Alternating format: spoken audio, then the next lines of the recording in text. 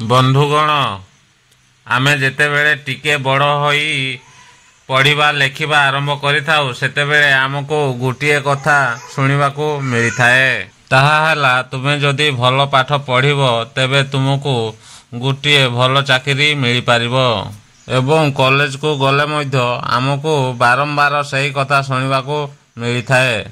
चाकरी कले जीवन खुशीमय होइजिव। आमे जेतेबेले चाकरी करिबा आरंभ करू सेतेबेले आमको सबु रहस्य जणा पड़े।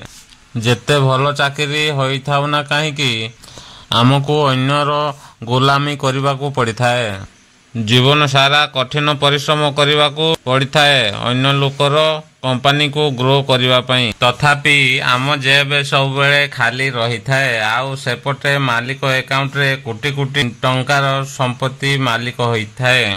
बंधुगण थरे जदि आमे बिजनेस को आरंभ करदेवा एवं कठिन परिश्रम करी बिजनेस को चलाइबा तेबे आमे मध्य मालिक होई कोटी कोटी टंका रोजगार करि परिबा। बंधुगण आज मु आपन को एमिति किछि बिजनेस आइडिया कहिबी ताहा जहा करी आपण एक फाइनेंशियली स्ट्रांग होई परिबे। खाली सेतिकी नुह लाइफ टाइम फ्रीडम हासिल करि पारिबे हा चाकरी करी हासिल करि पारिबे नहीं।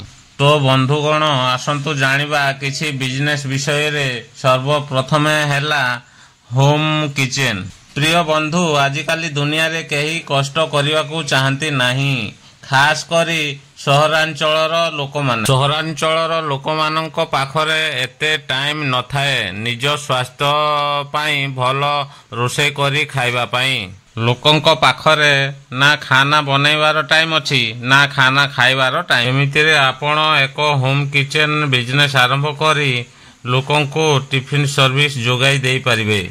एथिरे आपणको कौनसी दुकान किंबा जागार आवश्यक पड़िबो नाही निज घरु आरंभ होई परिबो। खाली आपणको होम किचन रु कस्टमर पर्यंत खाना तैयारी करी पहुंचेबाको पड़िबो। निज बिजनेस पई आपण सबु जगह रे पैम्पलेट लगे परिबे। ऑनलाइन सबुरे सोशल मीडिया रे एडवर्टाइज करि परिबे। ई बिजनेस पई आपण किछि डिलीवरी बॉय रखिबाकू पड़िबो आउ 2-3 लाख टंकार आवश्यक पड़े। आउ एक होम किचन रिलेटेड बिजनेस ताहा हैला क्लाउड किचन।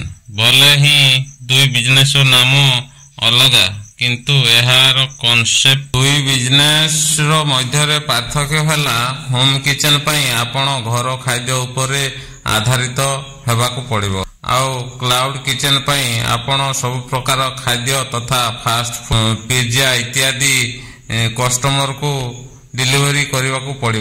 एथिरे मध्य बहु संख्यक दुकान जागा आवश्यक पड़ू नहीं कहीं ना स्विगी जोमाटो भली प्लेटफॉर्म गुड़िक ऑनलाइन सेलिंग करने को पड़िबो। एमिति रे आपणको कैपिटल बंची जाउसी एथिरे इन्वेस्टमेंट कम लागिबो।